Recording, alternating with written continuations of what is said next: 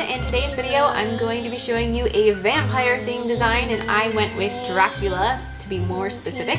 And he's got this arm that's 4D that pulls across his face, so he hides his face and then you can pull it open and then there he is. I decided to take this in kind of a cutesy way to do it with more bright colors than your classic Dracula, so I hope you guys like it as much as I do. And don't forget to check out Helen's design. She made some really cute little bats, so we both went very cutesy with this one. I hope you like it, and don't forget to click subscribe to see all my future videos as well. I'm going to begin with an overlay of Cover Pink acrylic, and the great thing with this design is that it's super customizable as far as color palette goes, and you could really switch it up. If you wanted this design to look really kind of evil and creepy, I might go with a darker color background, or even like a metallic red or a metallic silver would look very, very nice in the background, instead of kind of the more happy color of just a cover pink that's pretty, you know, benign, but you know, just kind of a disappearing color. So I'm going to file the nail into shape with my e-file. And now you really have to decide what your color palette is and whether you want this to look super duper creepy or kind of more a happy, cheerful, semi-cute Dracula, I guess, if you want to use the word cute for this. And so I went with the cute route, if you can't tell. And I used purple and then kind of a raspberry red. And if you wanted to have a much more creepy, intimidating Dracula, you're going to want to go with, say, black and silver or black and red. Black is kind of the key here. So instead of making his pants purple like me, you'd want to make them just black. And that's completely optional, and it's up to you, whatever color palette you want. I sometimes feel like Halloween designs end up too dark and almost muddy, so I decided to keep this one a little bit less iconic Halloween colors, just to give my designs a bit of variety. And so that's where my color palette came from, but it's really completely up to you. And if you do decide to go with the, you know, dark and creepy aspect of things, please tag me in your photos and your recreations that you post, because I would really love to see them. I would love to see the adaptations of any of my designs, because it's always, you know, you never know where you're going to get inspiration. So yeah, you guys inspire me. You all do. Every comment I get is an inspiration. So now that I've said that, we can go through and start talking about this design a little bit better. So I've got that first part is like his vest. That first berry color that I sculpted is basically his vest. And I've got the little line going up it, and that's where the buttons would be. And then the second bit is going to be his pants, which, as I mentioned, I sculpted in purple. And then I have just his little shoes with brown underneath. And I didn't do anything like super detailed and super crazy at this point. A lot of that for this design actually comes with the paint, just because it's a lot happening with this design. There's just so many different layers and textures that you could sculpt in there. Like, you could really go into detail with the pants, or you could keep it a bit more simplistic like I did. So I have a little bit of a thicker area that I'm going to go over his fly, just to give that a little bit of a texture. And I do that with all pants, not just men's pants, if that if anybody has a weird idea there. Anyways, and then I'm also going to do a little bit around the cuff of his pants. Like, his pants are too long and they're kind of bunched up at his ankles. Then I'm going to sculpt his head with a tan color. Make sure it's not the same color if you did do a cover pink in the background. Don't necessarily do the exact same color, just because you want it to look different than the background, so his face doesn't just disappear. So mine is not a semi-sheer color like I did for the background. It's a nice opaque creamy tan. And I'm going to carve in his eye sockets and his smile. And then with more of that tan color, I'm going to be sculpting his nose. So again, to kind of lean into that cutesy side of things, I did do a classic cartoon thing where I made the head exaggeratedly large. And if you are trying to go more menacing, you may not want to do that. You may want to scale it back to more realistic proportions. And so if you are doing it like me, though, make that head almost like a bobblehead, because it just makes him so much funnier looking. It just cracks me up. So I got his nose. And then after you have his nose, you are going to want to sculpt his eyes in with white. And the great thing is, if you did the same thing that I did and you use the side of your brush to kind of push in to give you those eye sockets and sort of guide where your eyes are placed, when you go to sculpt them with the white acrylic, the white is going to follow that line that your brush made before, and it's going to place those eyes so quickly and so flawlessly that it's so much easier than if you were to try to paint them.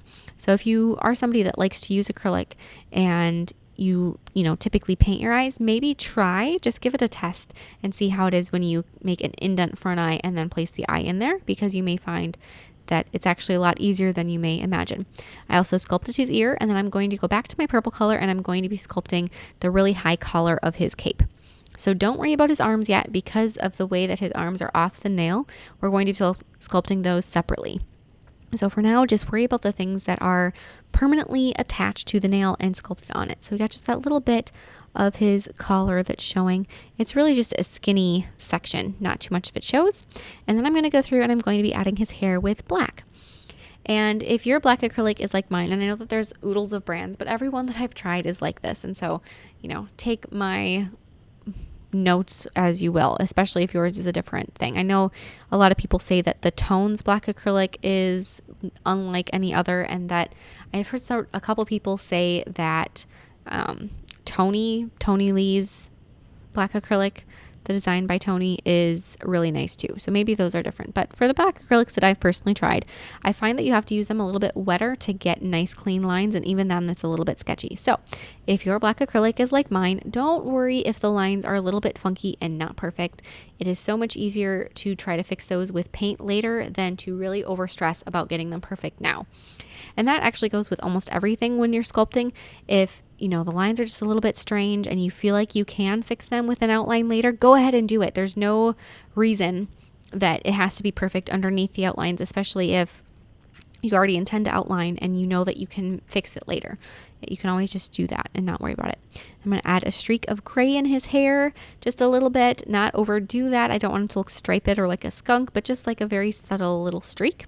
And so now on a nail form backing, we're going to be sculpting his stationary arm with white acrylic. So for my Dracula, I wanted him to be able to cover his face and then reveal his face.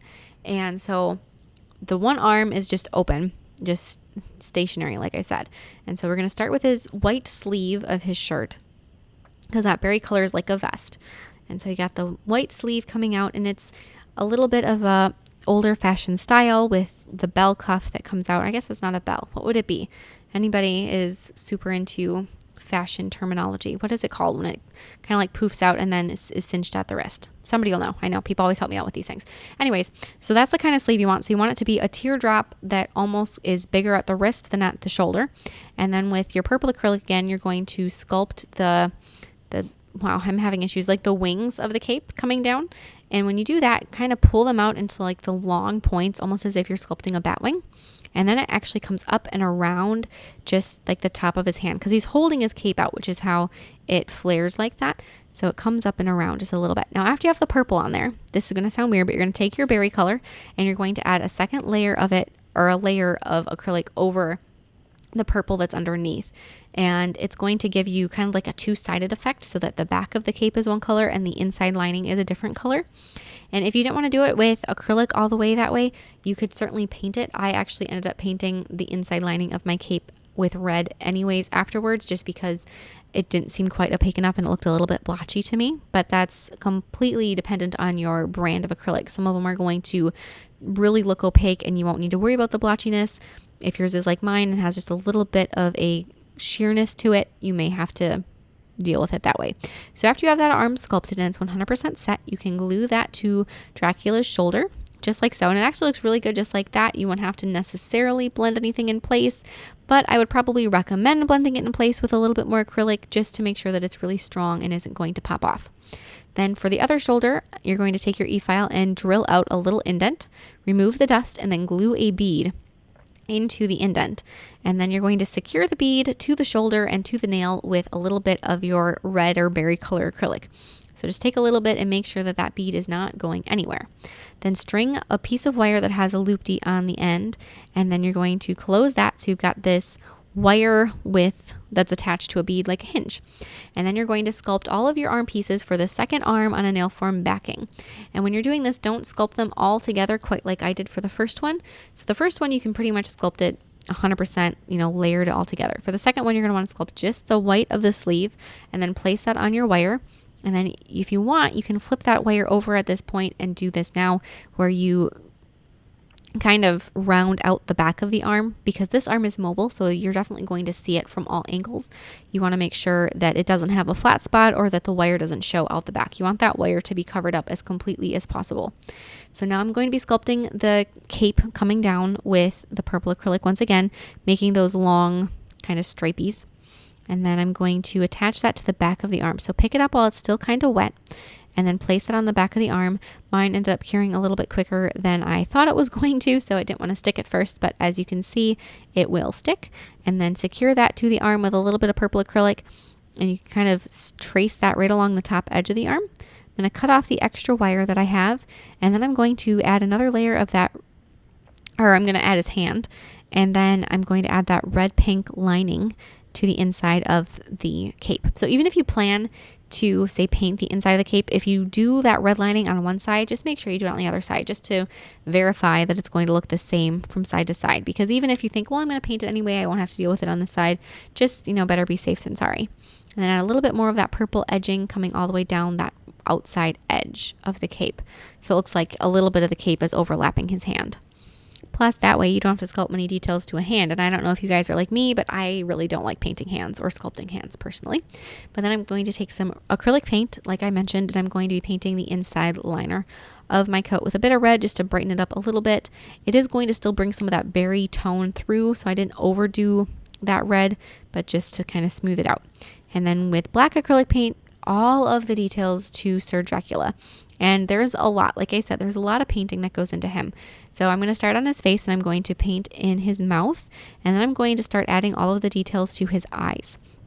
So we've got to add his eyebrows, outlines around his eyes, and because of the melodramatic qualities of Dracula, give him some full-on eyeliner, like go all the way 360 around his eyeball with the black outline. It'll really just give him a very intense stare and kind of add to that vibe that I always feel Dracula gives off.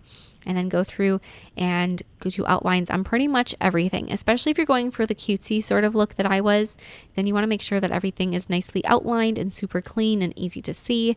Otherwise, it can just be hard to tell what you're looking at, especially for a character like Dracula. He has some very key details that you just want to make sure are visible, especially some of his facial features, like his eyebrows have kind of a distinct look. No matter where you see Dracula, he always has a very intense brow happening.